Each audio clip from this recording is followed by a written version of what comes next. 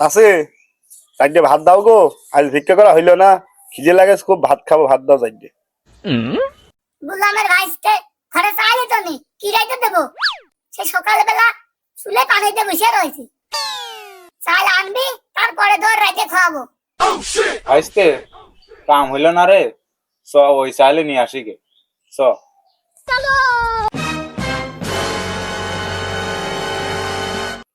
চাচা কই গো? কি আছে? ও তোমরা আবার আইছো, কি মনে করে আইছো? চাচা ওই মোটা সেল কয়টাই দেখ।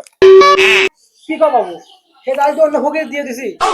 ওই চাল ফকির দিয়ে দিয়েছেন, তাহলে ওই যে তেনালা টাকা দেয় দেন আমার। আর বাবু তোমার জানা জ্বালা যাচ্ছ দেখতেছি, ও চায়েরও দিয়ে দিছি, ওর টাকা আমার ফকির দিয়ে দিছি। যাও তুমি এখন। এই তো তখনই গেলাম, তুই তেনাসিরে টাকাটা নে না, তুমি ব্যাংকের টাকা নিতে গেছো। এখন দেখ ওই চাইলে জুটলো না, ওই তেনাসিরে টাকাও জুটলো না, আজ খাইছে না, কপালে ভাতও নেই। তাহলে চাচা চলো না ওই বাড়ি যাই। চলো। বাইগান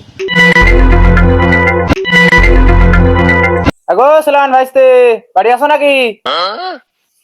আবার কি আসলো গো? আরে বাপু আমরাই গো।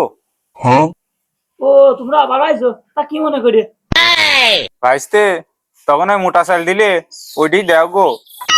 ও ওই চাল তো নাই গো বাপু, ওই চাল তো আর এক ফকির দিয়ে দিছি গো। ওই দাঁড়ে ভাইস্তে আজ কপাল পুড়িয়ে গেল, আজ আর পেটে ভাত ধরবি না।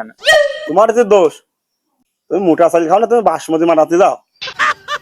আজ বাড়ি গেলে বিপদ আজ ভাইস্তে। চাচা তাহলে চলো, দেখি কোনো জায়গায় খানা টানা হচ্ছে নাই, বসে পড়ি কে তুই। তালি বাবু তাই করা যাক, চলো।